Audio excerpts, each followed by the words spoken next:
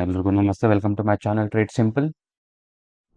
ನೀವು ನೋಡ್ತಿದ್ದಂಗೆ ಇವತ್ತು ಗ್ಯಾಪ್ ಅಪ್ ಓಪನ್ ಆಯಿತು.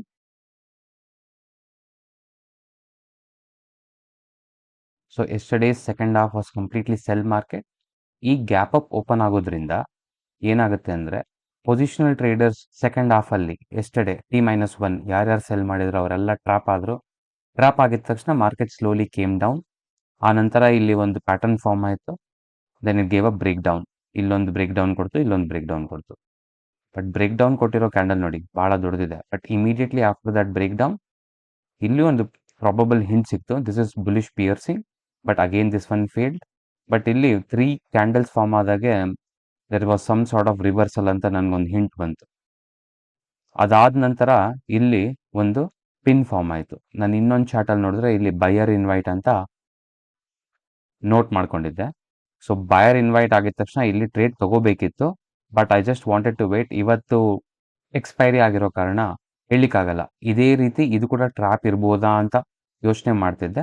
ಯಾವುದಕ್ಕೂ 23,200 ಹತ್ರ ಬರಲಿ ಅಂತ ಕಾಯ್ತಿದ್ದೆ.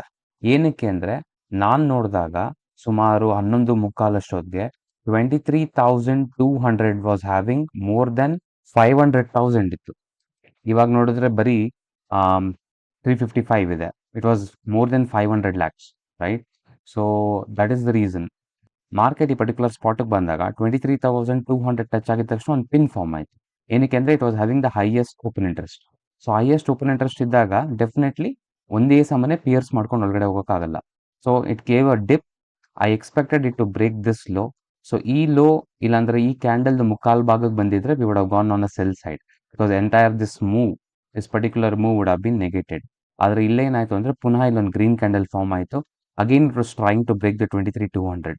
ಸೊ 23,200 ಬ್ರೇಕ್ ಆದರೆ ಒಂದು ಫಾಸ್ಟ್ ಮೂವ್ ಸಿಗುತ್ತೆ. ಏನಕ್ಕೆ ಅಂದರೆ all the people who have written, ಇದು ಕಾಲ್ ರೈಟರ್ಸ್ ಅಂದರೆ ಮಾರ್ಕೆಟ್ ಕೆಳಗಡೆ ಹೋಗುತ್ತೆ ಅಂತ ಎಕ್ಸ್ಪೆಕ್ಟ್ ಮಾಡ್ತಿರೋರು ಕಾಲ್ ರೈಟ್ ಮಾಡಿರ್ತಾರೆ. So they will have to by.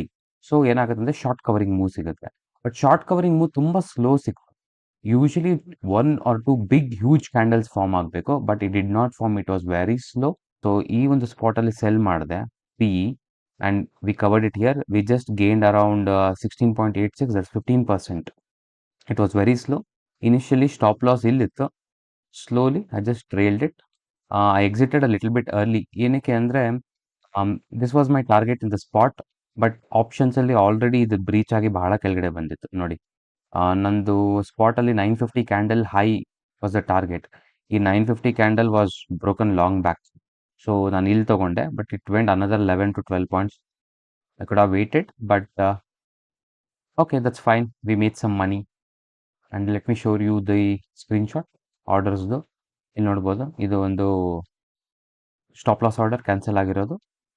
Sold at 1216, bought at 1232. Thanks everyone.